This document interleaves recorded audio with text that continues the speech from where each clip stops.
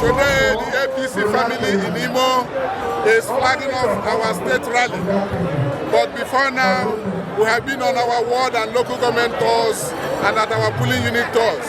Today, we want to signal a statewide activity. That is what we are here today for the state rally.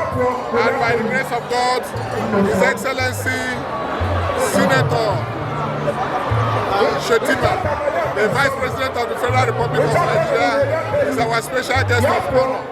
Today we are having about 14 state governors across Nigeria to show solidarity to the Imo governor, their brother, their trusted ally, the toast of Nigeria, the peacemaker of Nigeria, Senator Uzodimma, to show him solidarity and identify with Imo today that we are starting our commencement for a second term in office for the governor. Okay, now what is the prospect so far? What's going on? Well, what are we expecting? As a lawyer of more than 32 years standing, we have a Latin maxim that properly situates this. He says, Reps issa lopito. It is a thing that speaks for itself. You have seen the crowd here. More than 40,000 persons are here today, gracing this occasion. And I want to assure you, the youths, the women, the adult men, politicians, even non-politicians are here today to show solidarity to our performing governor who has made Imo a one city state by his capacity for infrastructural development. As you know, till today in Imo, there has not been one iota of strike action or demonstration by any trade union in Imo State. As of today, no tertiary institution has been closed as a result of unwillingness of lecturers to teach. As of today, Imo State maintains the highest number of political office holders who are paid regularly. As of today, the governor has run Imo State without any scandal. As of today, the children of nobodies have been appointed into positions of influence and authority in government without the need for godfatherism. As of today, there is a paradigm shift.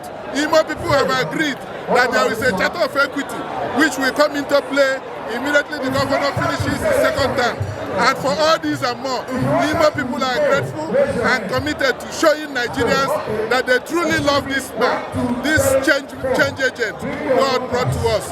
His name is Governor Uzodimma, and in Igbo balance, Uzodimma is the road is good, and when the road is good, you do a second journey on that road. Governor Uzodimma is clearly going to win the second term election with more than 80% of the votes that will be cast in Imo on November 11th.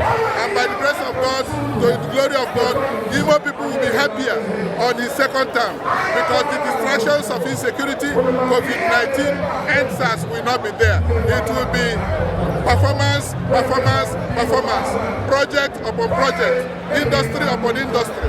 The youth will be empowered. The digital economy will increase from the 100,000 we are looking for the next projection for 300,000 Imo youth to be trained in the digital area. And for this and more, Imo people are grateful and will always stand with the governor. That is why we are here. That is why we want Nigerians to see on live television that Imo is together as one family under Governor Uzodimma. And by the grace of God, our victory is certain. First and foremost, I am an Imo person. Secondly, I know that from 1999 to date, I have lived in Imo. I have practiced law in Imo for more than 30 years.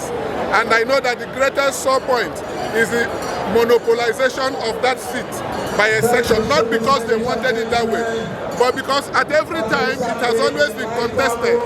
People from all the zones contest, and at the end of the day, a winner emerges. And we are now saying, as the governor has organized through the Imo Elders Council, that this charter of equity will become operational to shift power to another zone. And any well-meaning Imo person will support it. As you said, the opposition may not like it because the opposition candidates are not from where the governor is from. And they are seeing failure as their endpoint. So they will agitate because they are not from the favored zone. When the governor finishes, they are free to contest when it is the turn of their own zone. So I will urge them to have patience and obey the Charter of Equity by announcing their withdrawal from the governorship contest. The candidate from Owerri zone should withdraw. The candidate from Okigwe zone should withdraw. Let Onu finish this tenure, and the next tenure they can take their turn of the Igbo Charter of Equity. That is what we are saying. It is not because of Governor Uzodimma. It is because he is at the right place at the right time. And it's only him who has taken this patriotic step to make Igbo less controversial, less quarrelsome, and to make us live in peace with one another in trust and in harmony.